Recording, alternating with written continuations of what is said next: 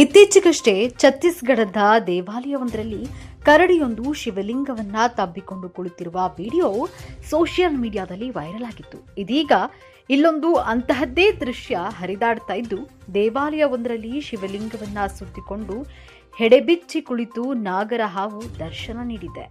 ಮಾಘ ಪೂರ್ಣಿಮೆಯ ದಿನ ಶಿವಲಿಂಗದ ಮೇಲೆ ನಾಗಪ್ಪ ಪ್ರತ್ಯಕ್ಷನಾಗಿದ್ದು, ಭಕ್ತರು ಇದನ್ನೆಲ್ಲ ಶಿವನ ಪವಾಡವೆಂದು ತಿಳಿದಿದ್ದಾರೆ. ಈ ಭೂಮಿಯ ಮೇಲೆ ನಡೆಯುವ ಕೆಲವೊಂದು ಸಂಗತಿಗಳು ನಮ್ಮಲ್ಲಿ ಅಚ್ಚರಿಯನ್ನ ಉಂಟು ಮಾಡುತ್ತವೆ. ಅನೇಕ ಪ್ರದೇಶಗಳಲ್ಲಿ ಇಂತಹ ಒಂದಲ್ಲ ಒಂದು ಘಟನೆಗಳು ಆಗಾಗ ನಡೆಯುತ್ತಲೇ ಇರುತ್ತವೆ. ಇಲ್ಲೊಂದು ಅಂತಹದ್ದೇ ಅಚ್ಚರಿಯ ಘಟನೆ ನಡೆದಿದ್ದು, ದೇವಾಲಯವೊಂದರಲ್ಲಿ ಶಿವಲಿಂಗವನ್ನ ಸುತ್ತಿಕೊಂಡು ಹೆಡೆಬಿಚ್ಚಿ ಕುಳಿತು ನಾಗರ ಹಾವು ಭಕ್ತರಿಗೆ ದರ್ಶನ ನೀಡಿದೆ.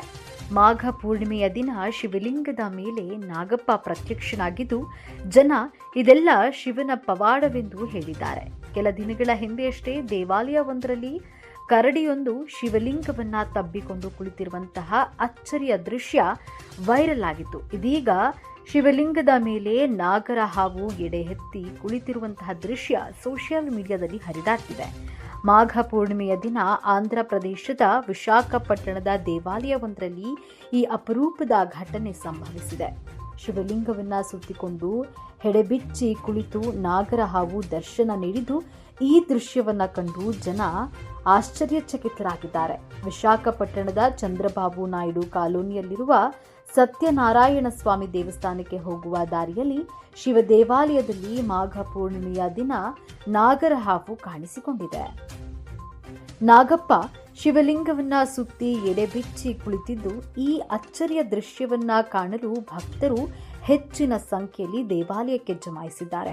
ಈ ಅಪರೂಪದ ದೃಶ್ಯವನ್ನ ಕಣ್ತುಂಬಿಕೊಂಡು ಖಂಡಿತವಾಗಿಯೂ ಇದು ಶಿವನ ಲೀಲೆಯೇ ಎಂದು ಹೇಳಿದ್ದಾರೆ. ಈ ಕುರಿತು ವಿಡಿಯೋ ಸೋಷಿಯಲ್ ಮೀಡಿಯಾದಲ್ಲಿ ವೈರಲ್ ಆಗ್ತಾ ಇದೆ.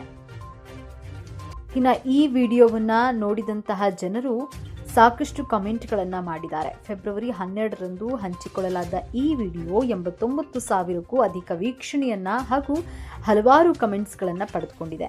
ಒಬ್ಬ ಬಳಕೆದಾರರು ಹರಹರ ಮಹದೇವ ಎಂತಹ ಲೀಲೆ ಎಂಬಂತಹ ಕಮೆಂಟ್ಗಳನ್ನು ಬರೆದಿದ್ದಾರೆ. ಇನ್ನೊಬ್ಬ ಬಳಕೆದಾರರು ದೇವರು ಹೀಗೆ ಒಂದಲ್ಲ ಒಂದು ರೀತಿಯಲ್ಲಿ ತನ್ನ ಅಸ್ತಿತ್ವವನ್ನು ತಿಳಿಸುತ್ತಲೇ ಇರ್ತಾನೆ ಎಂದು ಹೇಳಿದ್ದಾರೆ.